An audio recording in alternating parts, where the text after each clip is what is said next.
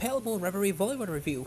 If you're a regular visitor to Anime Yuki News, then you're likely aware that I am a big fan of Koji Furumiya's Ani Memory, a light novel series that has been adapted into a manga and soon to be anime. Now another of Furumiya's work has made it to English, a Pale Moon Reverie Volume 1.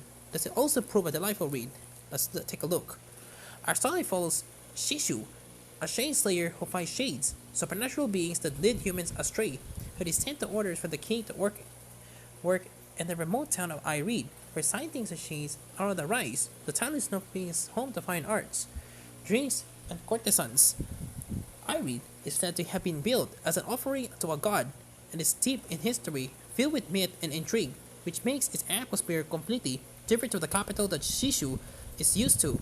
Upon arriving in Irene, Shishu meets Sari, the proprietress of the most revered courtesan house in Irene, Pale Moon. Sari has the ability to find shades and works closely with shade slayers in Irene to help combat them and keep the visitors and residents of the town safe.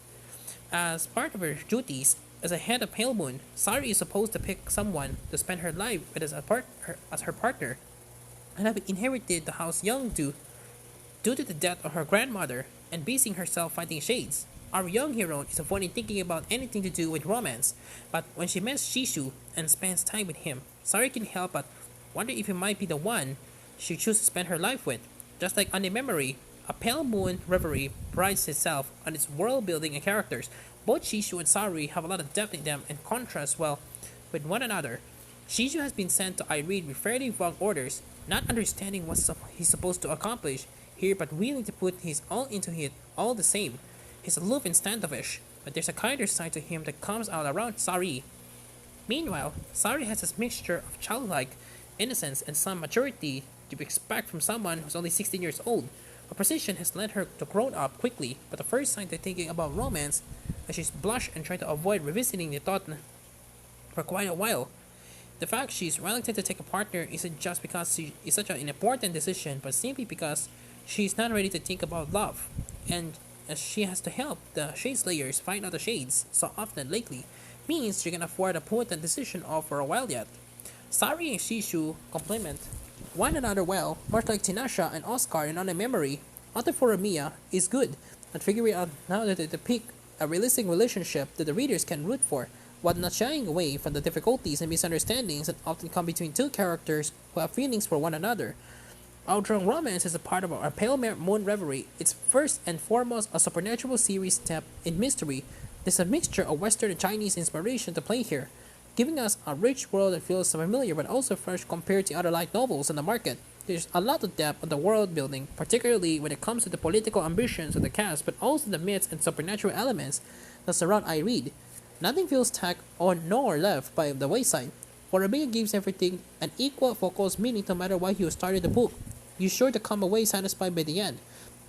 It's easy to picture the world of our cast inhabits too, since Furumiya's writing is detailed but never overwhelming when it comes to setting the scene. I will say it's quite as polished as On the Memory in terms of the writing. There are some poorly timed info dumps in dramatic scenes, but it's most of the way there. Certainly enough not to be an issue. Another thing I appreciate about this one is that Furumiya is very respectful on the subject matter, despite courtesans being a focus. There's not too much in the way of sexual content in their works. Is always treated with the respect it deserves. As a rule, the courtesans have just as much control over their clients. They serve as a client and choosing a courtesan to spend time with. The relationship is built upon mutual trust, and that's a theme that carries the rest of the story, particularly when Shishu and Sari are connected. As previously mentioned, A Pale Moon Reverie Volume 1 comes to the West thanks to J Novel Club, who has released it digitally as an ebook and under the subscription model before that. The series has been translated by Jason Lee and illustrated by Teruko Arai. Arai has worked on several series with a Chinese influence, so captures the series settings very well. The translation from Lee reads well with no issues to note. The series is based on the completely web novel back in 2012, preceded even On the Memory was picked up for a light novel series under the newly established Japanese label, DRE Novels from Draco Media last year. There are currently 2 volumes available in Japan, the second of which just started being streamed under J Novel Club subscription service, with an ebook released the following September.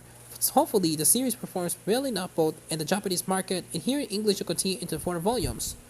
Overall, A Pale Moon Reverie Volume 1 proves itself the must read for fans of Onni Memory, but also for anyone looking for an intriguing supernatural tale. Koji Furumiya excels at building a world and class of characters you can get invested in and leaves you feeling satisfied once you hit the final page.